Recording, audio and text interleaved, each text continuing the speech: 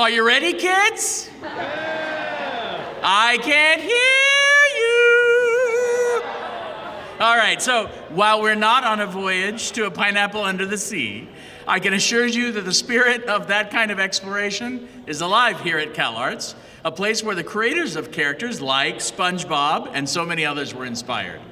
So I've had the privilege of seeing many of you earlier today at the welcome event, and I hope you've been having a great time this afternoon, getting a snippet of what your students are seeing, hearing, and doing as they immerse themselves in their CalArts education. It really is an experience like no other, and you can already probably tell that from the couple hours you've been on campus. So this afternoon, we're gathered to celebrate a part of CalArts that's associated with two of our founders, the Disney brothers, and that's animation.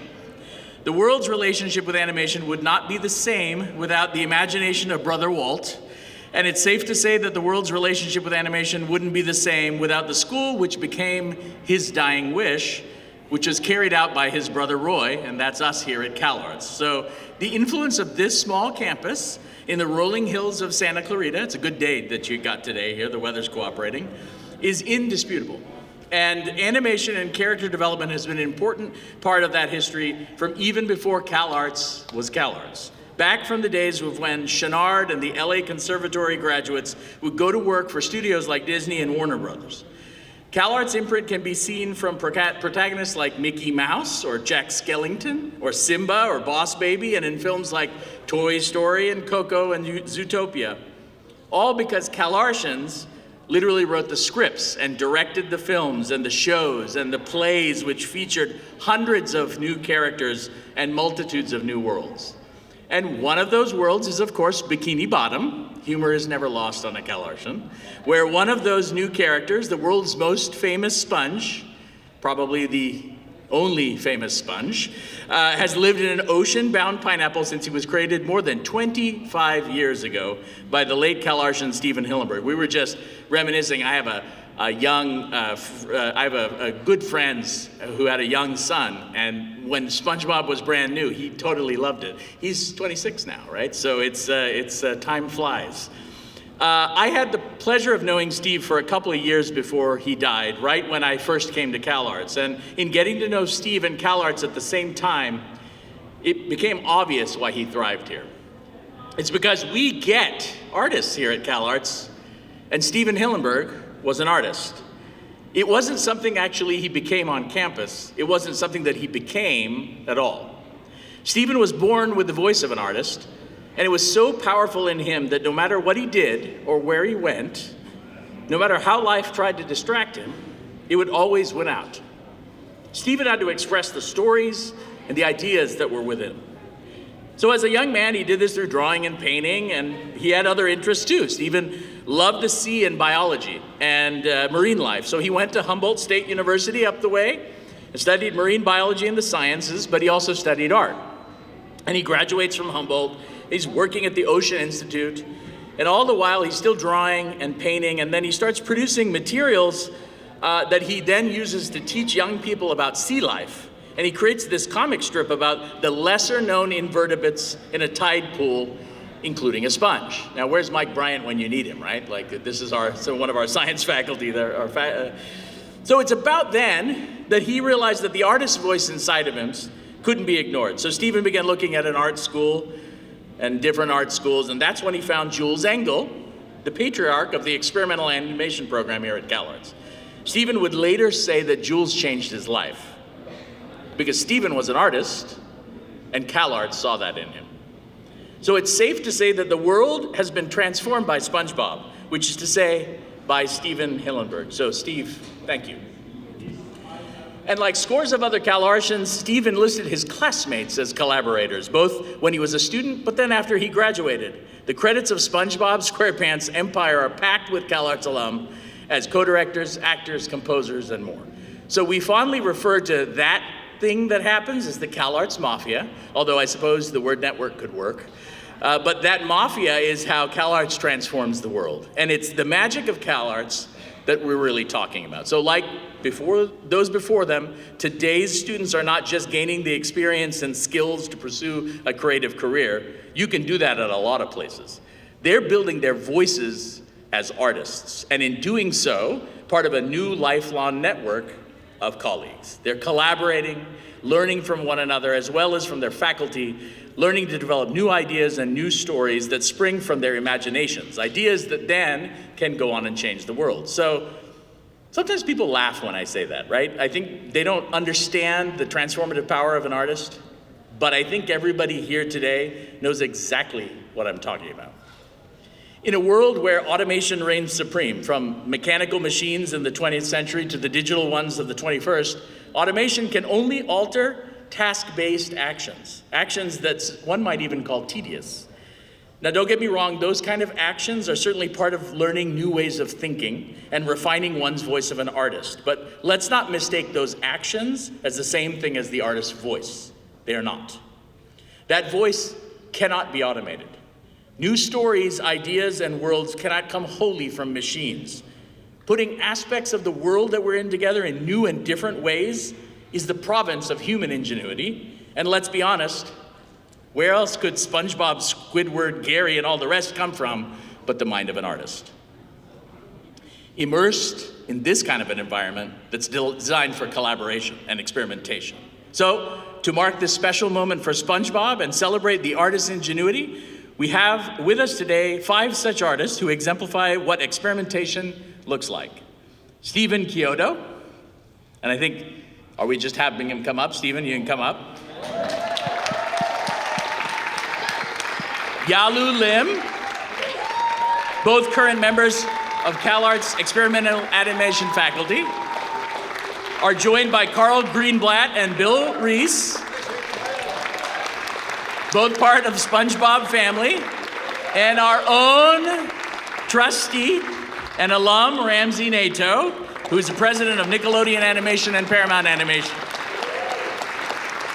They'll be taking us through a discussion moderated by Edie Harper, a current BFA 4 student in experimental animation, whose own work is carrying on CalArts' legacy in animation. So Edie, take it away. Hello, everybody. How are we doing today? Welcome to the CalArts Family Weekend SpongeBob panel. Who's excited? So, my name is Edie. I am a BFA 4 in the CalArts Experimental Animation program. I'm from Arizona, and I specialize in stop motion and character-based work. My lifelong passion has been animation and creation, and it's safe to say SpongeBob is one of my biggest influences, so super excited to be here with these amazing artists. So this panel features 4 wonderful people from the world of animation. We will first hear a little bit about each of them and what they do, and then we'll talk about the state of experimental animation and talk about what they think about characters and how those play a role in their work. So I'm gonna have everybody introduce themselves. We'll start here with Ramsey Naito. Hello. Oh, hello, hello, hello. Okay, hello. I will just scream. My name is Ramsey Naito. Oh, here we go. My name is Ramsey Naito. I actually went to CalArts. I graduated with an MFA in 1995 in fine art, and my senior show was actually right here in this little area. And I'm I'm president of Paramount Animation now, which is a very long story, so. Hello, everyone. I have a little bit of a cold, so sorry. My name's Bill Reiss, and I went to school here. And I made a student film at the end of my second year of character animation, and Steve Hillenburg happened to be in the audience at the producer's show and hired me onto the first episode of SpongeBob right out of school. So, we all hope. And then I went on, I worked on SpongeBob, and then I worked at Disney for years. I worked on Mickey Mouse, Motel Transylvania, at Sony, stuff like that. And then my first week of school, or first week on the job, I met Carl. So go ahead. Hello, is this working? Yep. Hello, I'm Carl Greenblatt. I did not go to CalArts, I'm sorry. But I met Steve when I was introduced to him through getting him some of my comic strips, and he hired me at the very beginning of SpongeBob, and that was my first job in animation, where Bill and I both started as board revisionists and then worked our way up to writing and boarding and directing and doing all that on there on the first 3 seasons. And then we both ended up over Cartoon Network on a couple different shows, and then we worked on Chowder together, and then we were over at Disney on Fish Hooks together. Yeah, we've been We've been our whole careers. Yeah, we've known each other a very long time, working together in a lot of shows. But yeah, that's it. Done a couple different shows after that. Harvey Beaks at Nickelodeon and Jellystone at Warner. Yeah, so.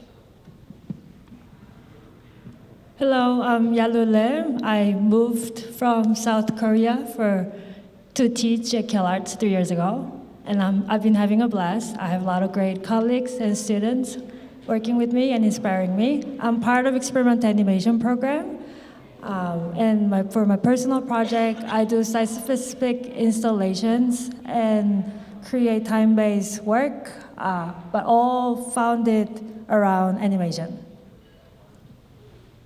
Testing. It works. My name is Stephen Chiodo. I'm a member of the EA faculty.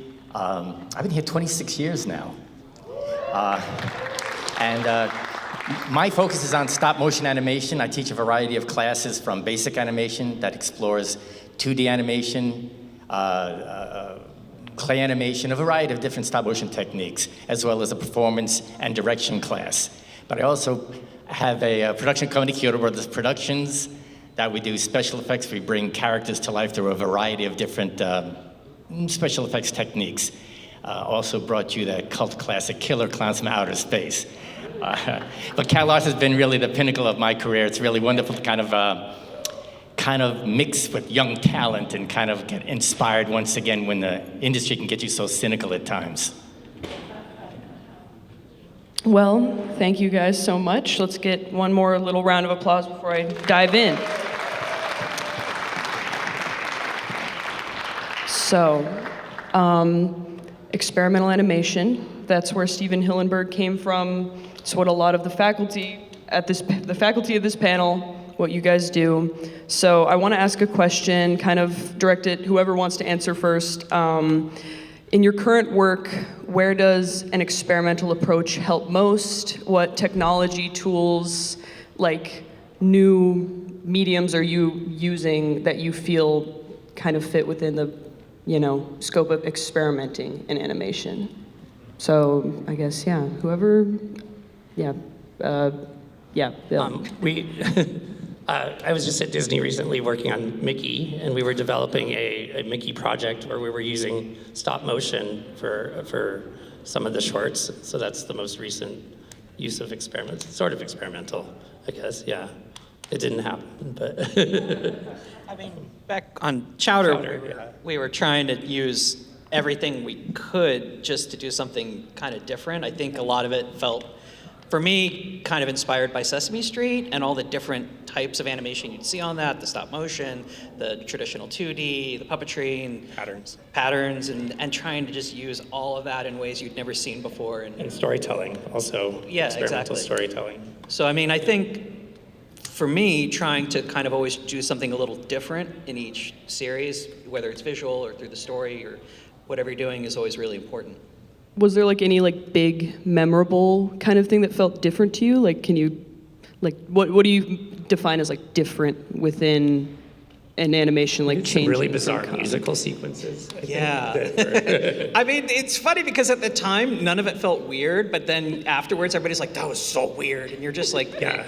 you're just trying to think of anything that you haven't really seen before or that strikes you as really interesting. Even when we were doing all the stop motion and puppetry, the network was really kind of unsure. We had a very small budget. We worked with this company, Screen Novelties, based out of LA. And every episode, we'd have to pick 1 or 2 shots or little short sequences and have them do that as puppetry or stop motion. And everything else really kind of came down to finding creative solutions, whether it was trying to find pattern movements or trying to just use old textures of things that you hadn't really seen in animation on TV before.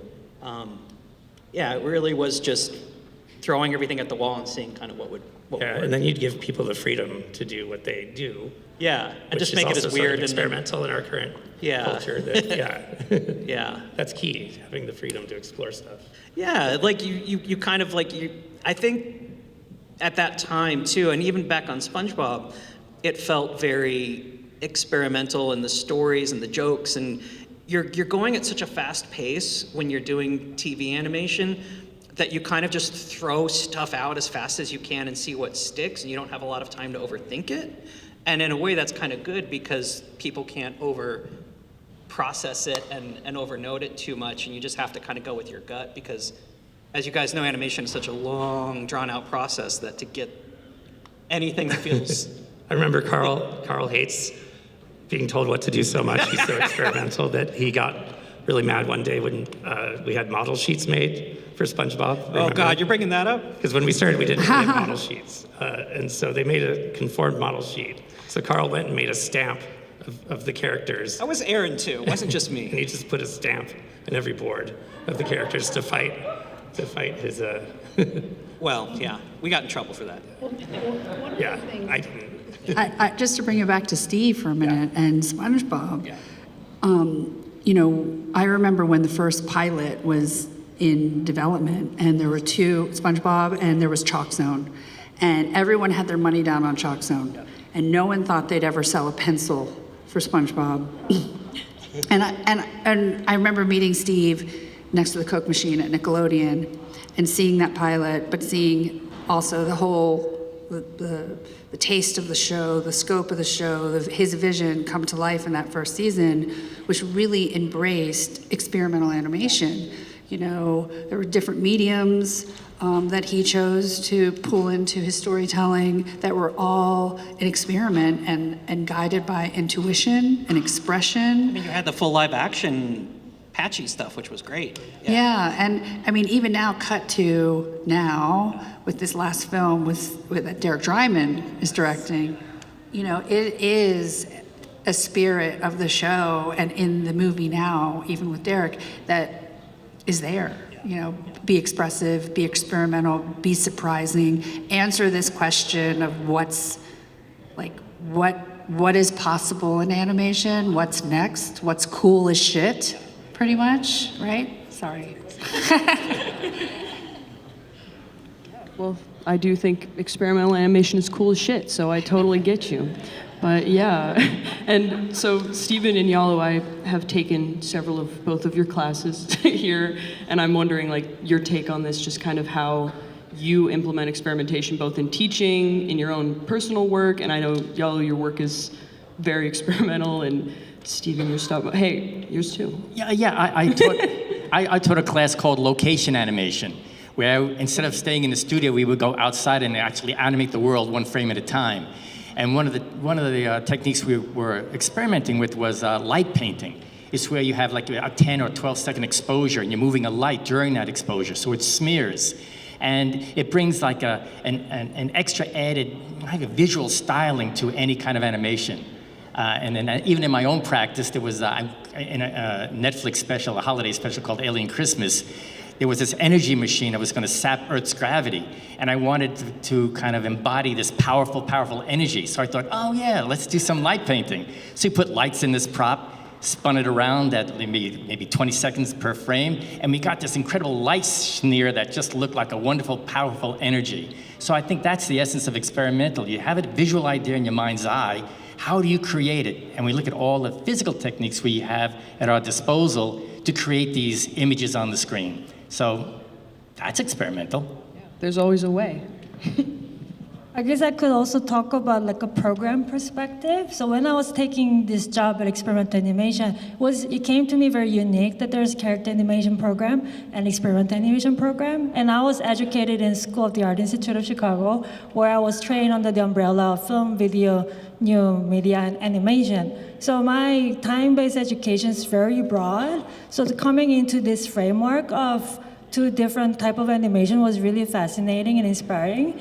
And the last 3 years, I've been learning to see how are the differences and similarities. And big difference I learned by like talking to the students and talking to the faculty members of both sides, character animation is more of industry standard, whereas experimental animation is more like industry to be. So I feel like it's really inspiring and educational for faculty members and also students all together to have those dual framework to really think of what does it mean to work in time-based media.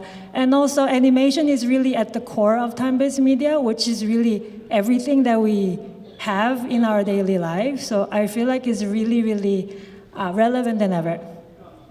Thank you. Yeah, no, I love that.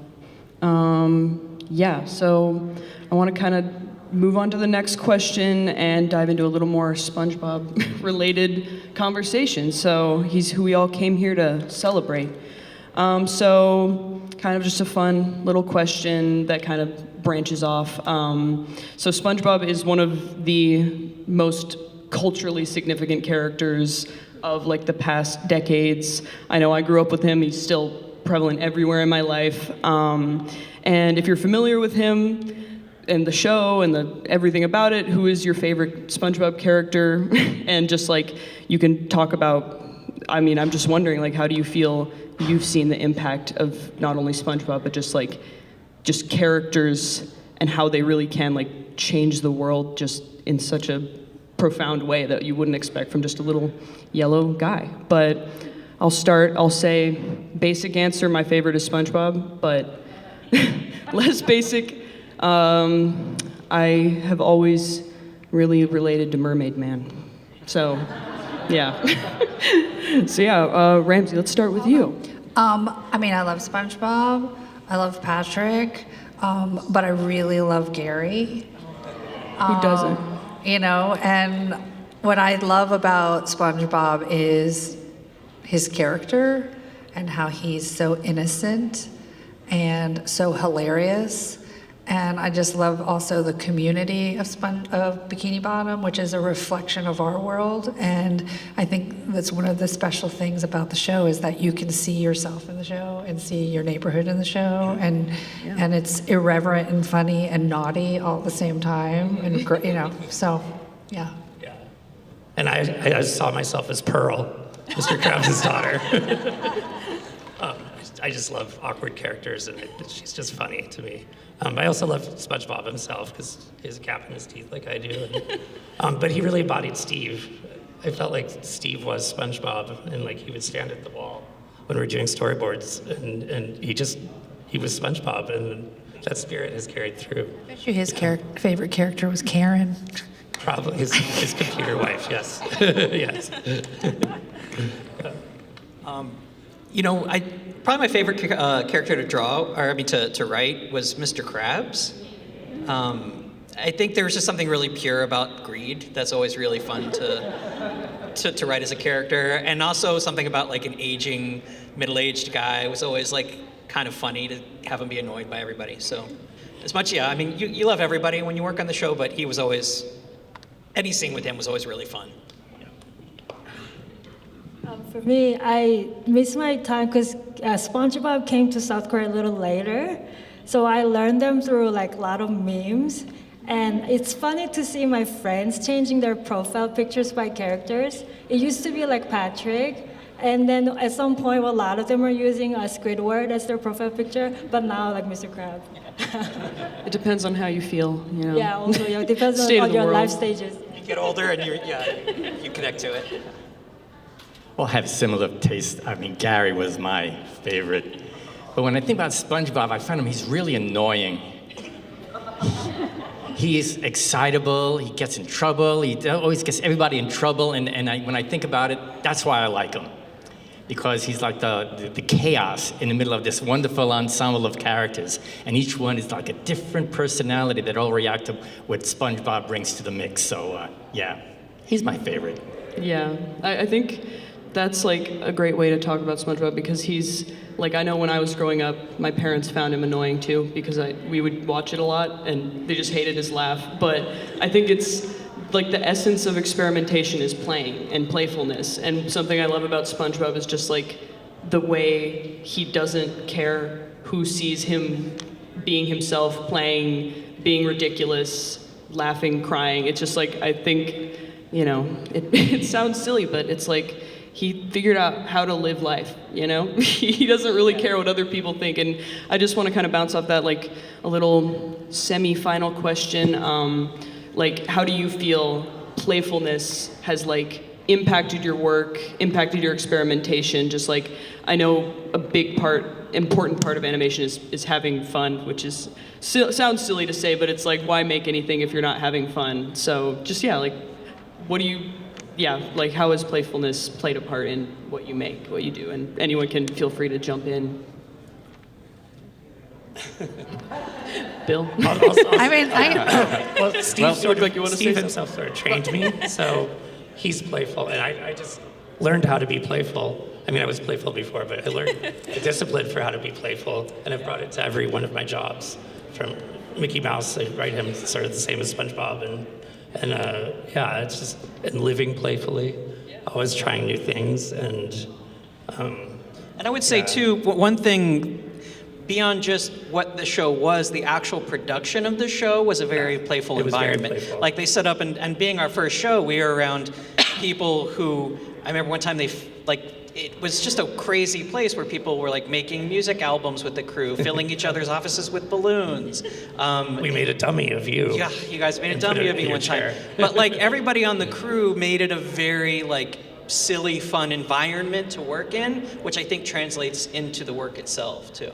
Yeah. And I mean that was from Steve and Derek and We those need guys. playful people to Yeah. make a playful show. Which that's always kind of been a good thing to learn to take with you. Yeah.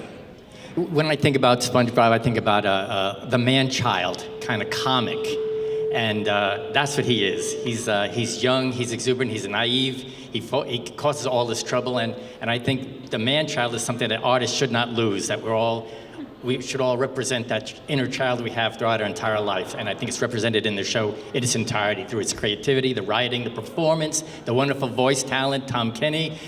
Such a great, great team of people. Absolutely.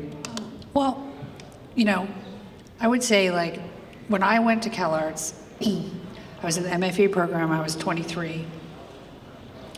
And it was very serious, and everyone was very serious, like in the fine arts program, you know, like it was, you know, it wasn't fun. And then I cut to, I mean, it was so fun, it was so great. But cut to my senior thesis, and it was in this area here, which is the mezzanine. Is this what you call it? The main gallery. It was the main gallery. And is it experimental there? It used to be. Experimental used to be there, right? It And flooded. I became friends with all the experimental animators that were there because I was installing a sound installation here. And they actually led me to my first job in animation, but they were fun. And they were like expressive and silly and not, they didn't care if they looked stupid, which was so funny when they were like talking or drawing or doing anything. It was, but what everyone had in common at CalArts was we were all artists and we all cared deeply about art and culture and people. Cut to the show with Steve and his show. It was populated by really true experimental fun animators that were, and he imposed a culture of trusting your intuition and engaging and collaborating and breaking things, breaking the rules. And that's what's another really great thing about the show. Steve was punk rock, but he would never say he was punk rock. No, he would never say that. It would be like, what? But he was quiet but also crazy. Like he was insane. Yeah. It's still true of a lot of experimental animators, I think. Yeah. Steven, did you have anything else? Okay. I was saying yes. He was cooler than punk rock. Absolutely.